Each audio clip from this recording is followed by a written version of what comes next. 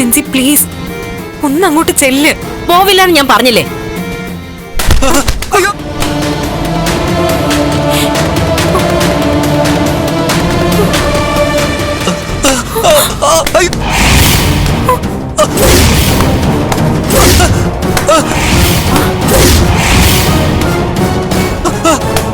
ഋഷി,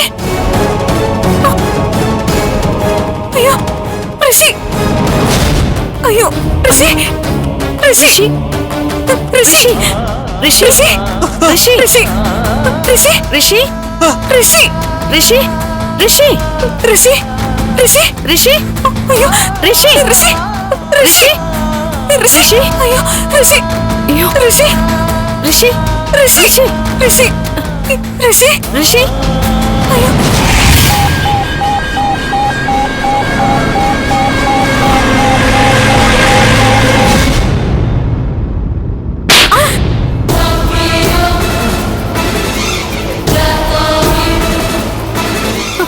madam മിണ്ടി പോരുത്. എന്റെ മുമ്പിൽ ഇനി വന്നു പോരുത്. പൊക്കോ. നിന്റെ സേവനം മതി. ഇതുവരെയുള്ള ശമ്പളം ഉടനെ അക്കൗണ്ടിൽ വരും. ഓഹോ, അപ്പൊ ഞാനിനി വരണ്ടല്ലേ? എന്താടി നിന്റെ ശബ്ദത്തിനൊരു കട്ടി? വരണ്ടാന്ന് പറഞ്ഞാ വരണ്ട. കുറച്ച് ദിവസമായി ഞാൻ ശ്രദ്ധിക്കുന്നു. ജോലിയിലല്ല, മറ്റു കാര്യങ്ങളിലാ താല്പര്യം. പൊക്കോ. പോവാൻ.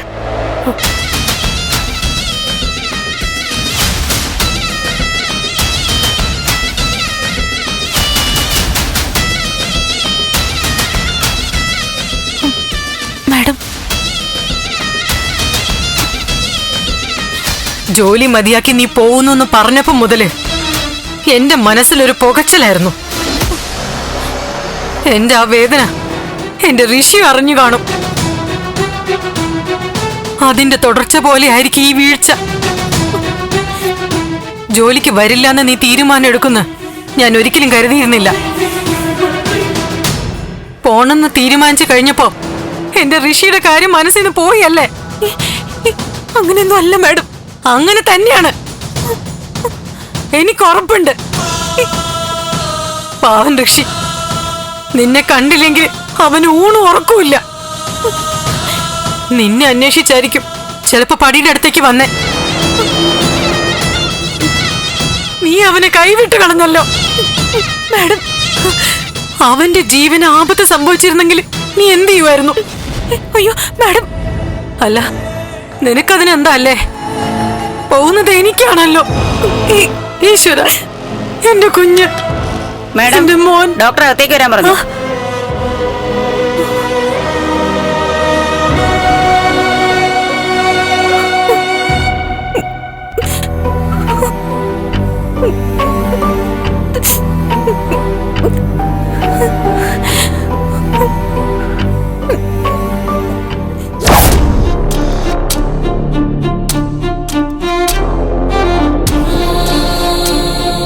ഈ മെഡിസിൻ കണ്ടിന്യൂ ചെയ്യണം കേട്ടോ.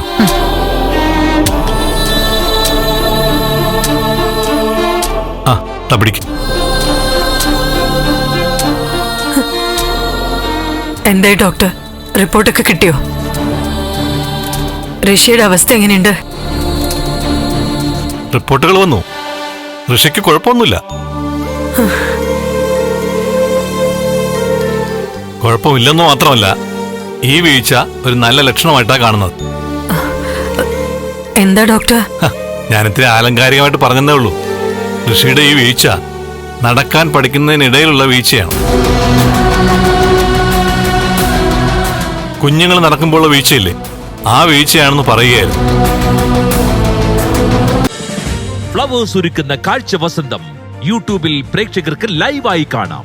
ഫ്ലവേഴ്സ് കോമഡിയിൽ ജോയിൻ ചെയ്യൂ, ആസ്വദിക്കൂ.